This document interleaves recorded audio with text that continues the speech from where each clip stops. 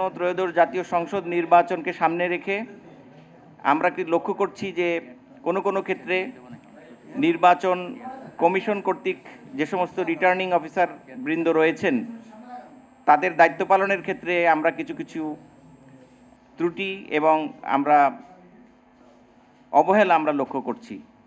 এটা আন্তরিকতা অথবা তাদের ইচ্ছাকৃত অথবা অনিচ্ছাকৃত যেটাই হোক না কেন, এই জন্য আমরা মনে করি যে অবসরপ্রাপ্ত বিশেষ অফিসারদের পক্ষ থেকে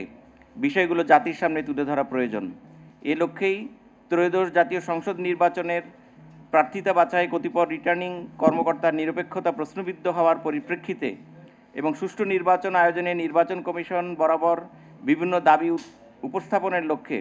আমরা এই জরুরি সংবাদ সম্মেলনের আয়োজন করেছি। এই সংবাদ সম্মেলনে সভাপতিত্ব করছেন এই অবসরপ্রাপ্ত বিশেষ অফিসার্স ফোরামের সম্মানিত সভাপতি জনাব মোহাম্মদ আব্দুল কাইয়ুম, এবং এখানে উপস্থিত রয়েছেন সদস্য সচিব জনাব শরীফুল আলম জিন্না, এবং আরও উপস্থিত রয়েছেন সরকারের অবসরপ্রাপ্ত সচিব জনাব মোতাহার হোসেন, এবং আমাদের সামনেও অনেক অবসরপ্রাপ্ত কর্মকর্তাবৃন্দ উপস্থিত রয়েছেন, সাংবাদিকবৃন্দ রয়েছেন, এবং বিভিন্ন প্রেস এবং ইলেকট্রনিক মিডিয়ার যারা আমাদের প্রাণপ্রিয় সাংবাদিকবৃন্দ এখানে উপস্থিত রয়েছেন। সকলকে আজকের এই সংবাদ সম্মেলনে আপনাদের এই কার্যক্রমে অংশগ্রহণ করার জন্য আহ্বান জানিয়ে আমার বক্তব্য এবং আমরা এই সাংবাদিক সম্মেলনের কার্যক্রম শুরু করছি।